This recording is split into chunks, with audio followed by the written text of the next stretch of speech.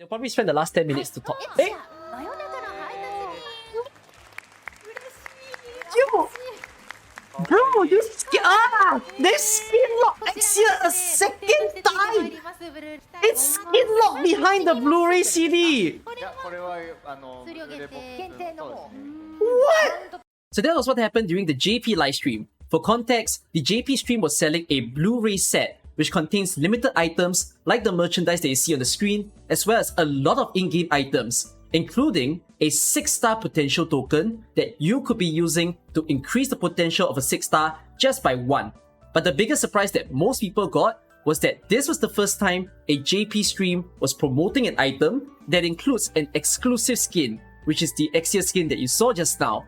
If you wanted to get the Exia skin and all those in-game items, but ignore the merchandise that you saw, the lowest price you'd had to pay was 140 USD, without shipping included.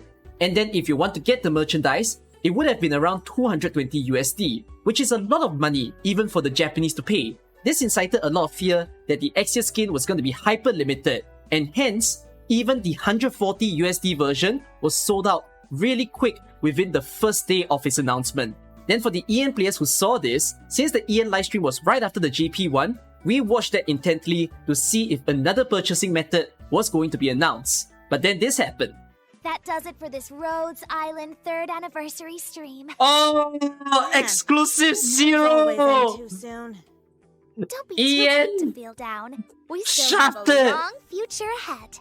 And therefore, we all thought all hope was lost and we will never see this skin ever in the EN server. And that's why the memes that you see on Facebook or Twitter all started spawning up, with all of us saying, yes, we're just not fated for it. But then, the CN livestream happened the next day. They will give 另 a 外， red packet. 明日方舟黎明前奏动画已暂告一段落，感谢大家的踊跃支持。我们后续将在商城限时上架黎明前奏组合包，内含能天使时装、午夜邮差、龙门风情茶室家具收藏包。And so, the CN server announced that there was going to be an in-game pack called the Prelude to Dawn pack that will be sold at some point.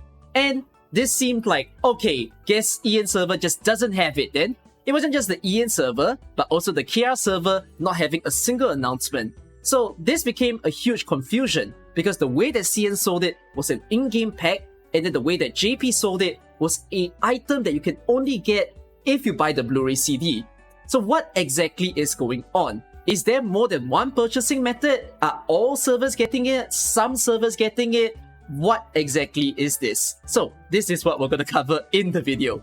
If you've been following the social media of Arknights Global, you would have seen the news that yes, we will still be receiving the Exia skin via an in-game pack as well, similar to the CN server.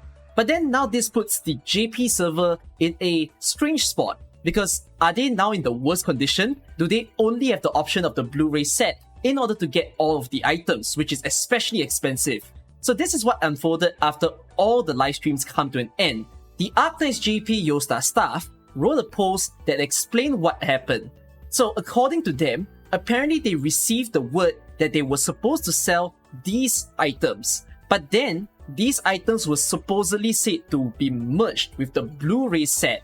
So they did that and then they announced it that way, only for them to later hear that it's not supposed to be 2 in 1, but rather 2 separate things that will be sold. So because of this happening, and it created so much paranoia within the JP community, such that many people bought the Blu-ray set, then what they needed to do was to refund those who bought the set only because they were very keen on getting maybe the in-game items or the Exia skin. So afterwards, even the JP server themselves announced that this will be sold as an in-game pack. And therefore, that is pretty much everything that occurred. The Blu-ray pack still comes with additional in-game items like extra LMD, skill summaries, another 10x hit hunting, and also the 6-star potential token that I was talking about. But it's not so major to the point that you have to buy it to make a huge difference in your account. But back to the Prelude to Dawn in-game pack. This is the first time that they're selling an in-game pack that will concurrently happen across all 4 servers. It's not necessarily the first if you think of the Ambient Synesthesia pack, which was to celebrate the concert release. But then I would say that this is the first major pack that actually comes up at the same time. Some of you might be curious, how much would this pack be? I'm going to say that looking at the items within the pack, since there is a 10x hit hunting ticket, there's going to be a limited furniture set, as well as a whole bunch of materials within it, I think this set could sell as high as 30 USD. This is based on the sanity equivalent value. Usually, packs like this looks about 30 USD. If it's any higher, it's gonna be pretty expensive. But if it's 20 USD, that's great because it allows more people to feel comfortable to get it. I don't really like the decision that this is the first time as well that Arknights is choosing to sell a skin along with a purchasable pack, because that also means will there be no option for us to ever get this skin via Original Prime? It might be the case. This might be a skin that will be always sold whenever the anime finishes. Like if Season 2 comes out, maybe at the end of Season 2, they sell this pack again.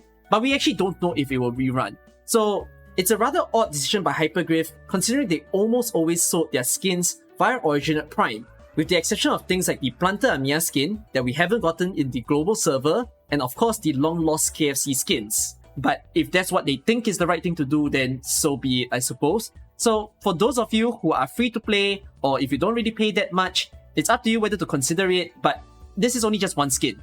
You don't need skins in the game anyways unless you love Exia so deeply that you cannot miss one skin of hers. But if not, that's pretty much everything. It is a very strange situation. There were other big problems that happens during the stream as well, like the KR stream accidentally reading a fan message that they shouldn't have done, the CN stream being a little less appreciated because it was so fast, and then some of the people are not maybe happy about it being a male limited operator. I'm happy, but I guess not everyone appreciates a change. So it's been all strange and fun. To end off, here's a little funny clip that happened during the EN stream, and that's also all that I have to talk in today's video. Amiya's been planning this celebration for ages! No, I haven't. I haven't. Oh, Doctor, can we do it?